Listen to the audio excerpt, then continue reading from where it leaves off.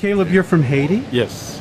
And Rich, why do we have the honor? Well, I'm pastor of Summer Street Church here in the island. All right. And been here for over 24 years now. And back about 5 years ago, we started a relationship with Hosein International Ministries in Haiti, sort of an island-to-island connection, and working with Caleb Lucien, who's the head of Hosein International Ministries. And we've sent some teams down there, and we've gotten to know him, and now consider him a great friend. This was 5 years ago. That's correct. Wow. Are you a Rotary member too? I see you're Rotary. Yes, I'm a Rotarian.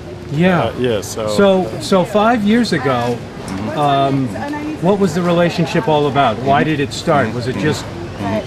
Well, even earlier than that, I went down Is it to help the people of Haiti? Yes, to help the people of Haiti. Okay. Yeah. I started down there actually back earlier than that. I went down to teach a seminar for some of the teachers. Caleb is the head. Part of what he does is to lead a large school down there. And so I went down to teach and train some of their teachers. You did? Okay. And how has your relationship changed since the earthquake? And where are we as far as that goes? It has increased more than it has changed for the positive, because as soon as the earthquake hit Haiti, one of the first things that I did after making an assessment was contacting all of the supporting churches that have been involved with us, and Summer Street was one of them. And as soon as we made the call, they responded and started sending help. And so your community's outside of 85 miles outside of Port-au-Prince. And was that badly hurt? It was not damaged, but we opened our conference center. Yep. For the past 6 months, we had accommodated over 600 people, providing for them and taking the children and send them to school. The main issue in Haiti is the lack of infrastructure, because it did not exist before. So when you get a disaster like that, of that magnitude hitting Haiti, it takes, even though it's not surprise, but it takes everyone by surprise. And so no one really knew what to do or where to start. However, I would say grassroots organizations in Haiti have quickly responded to the call and have done everything possible. From a government standpoint, it's taking more time for them to really get to the point where they need to get and to bring the necessary help.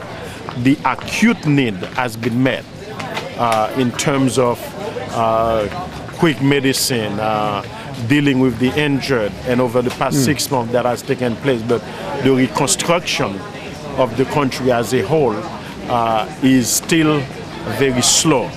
How long it's going to take? Most people said it's going to take about 10-15 years to get Haiti to where it was, even though it was in a bad shape. So we just have to continue to work on our end to see what needs to be done, whether it is to provide education, provide lodging from a smaller scale, but each small organization doing whatever they can to make a difference in the particular area, but the government will have on their own to deal with the major issues of infrastructure and major housing. And your thoughts on it, Rich? Well, first of all, we're just tremendously privileged to be able to link up with a group such as Hosein International Ministries and Caleb and his team. It's really, we consider it definitely a blessing from God to be able to not only help. It's more of a partnership than it is a help. We're trying to team together with them. We've sent several groups down there in the recent years to help with building, with teaching, and some other things. And we're looking forward this fall to be able to send a group from Nantucket to go back there and do some work. And the kind of work that I get a sense that when you speak about grassroots people working there, a lot of them are churches. Yes, and the churches have stepped from up. all over the world. From all over the world have stepped up. And since January 12, churches from around the state, and my organization is not one with a huge mailing list, about 1,500 people on our mailing list. I've raised over $500,000 just to bring immediate help to the communities there. Is there more? Was there something that Nantucket can do to help? Number one is continue to bring support as much as possible. The needs for more housing. So money. Yes, Money, the needs for more housing, building their housing. You can help someone get out of the tent situation with as little as $1,700 to get them in a small house to get out of the tents, out of the sun, out of the rain. There are possibility to sponsoring children to go to school. There are opportunity for even professional people like medical people in the area of orthopedic surgeon and a surgeon to go and help.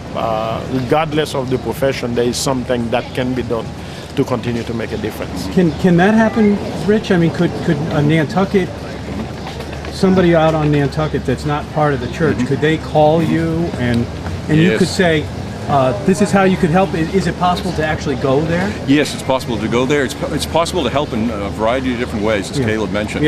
Certainly finances, we would funnel obviously 100% of anything that comes in directly to the people of Haiti through Hosein Ministries. And then the idea of actually being able to go there and become part of a team, perhaps a team from Nantucket or join with some others from elsewhere in the States, to go there and hands-on be able to work side by side with Haitians. To see some progress being made, and one of the really cool blessings from something like that is to get to know the people there, to see the resiliency of those people. It lifts our own spirits to see that.